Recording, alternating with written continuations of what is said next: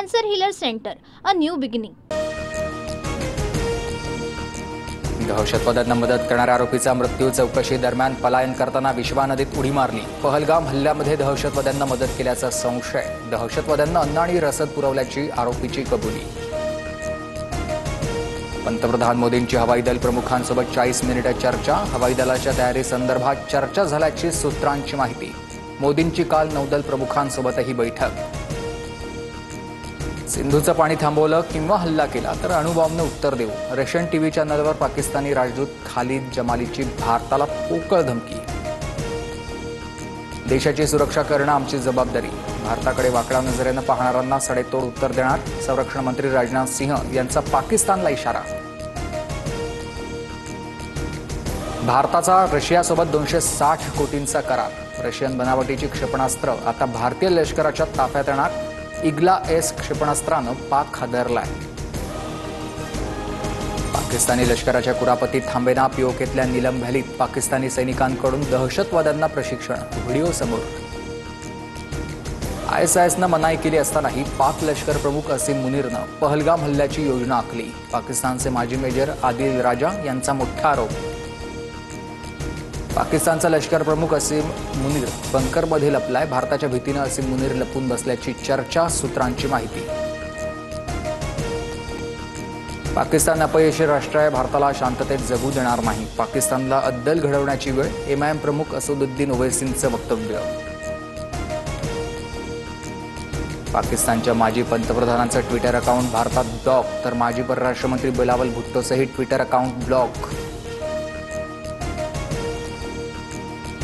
पाकच्या मुझफ्फराबादमधील सरकारी गोदामांमध्ये किराणा साठवणूक। भारत पाकमधील तणावाच्या पार्श्वभूमीवर पाक सरकारचा निर्णय।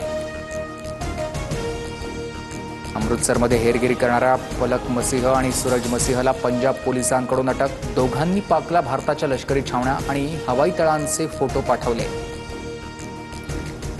LOCवर सलग 10व्या दिवशी पाकिस्तानकडून शस्त्रसंधीचं उल्लंघन। कुपवाडा, बारामुल्ला, पूंछ, राजौरीसह 8 ठिकाणी पाककडून गोळीबार। पाकिस्तानच्या कुरापतीला भारतीय लष्कराच्या जवानांकडूनही चोख उत्तर।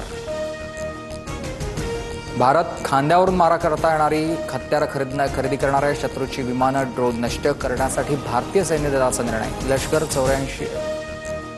85 क्षेपणास्त्र आहेत तर 48 लॉन्चर्स खरेदी करणार आहे। भारताला घाबरलेल्या पाकिस्तान सरकारचं उद्या विशेष अधिवेशन। पहलगाम हल्ला आणि भारतानं घेतलेल्या निर्णयावर उद्याच्या अधिवेशनात चर्चा होणार। महायुतीमधल्या नाराजी नाट्याचा आणखी एक अंक समोर।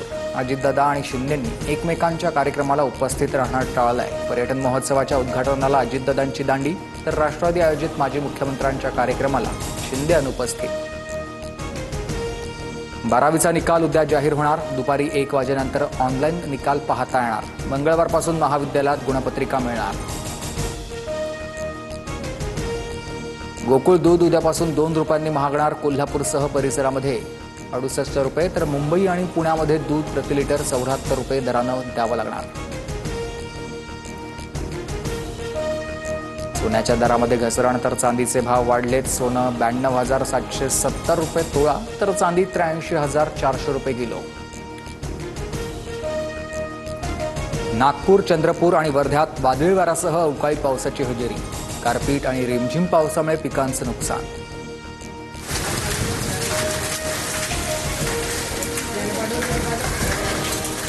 Cancer Healer Center, a new beginning.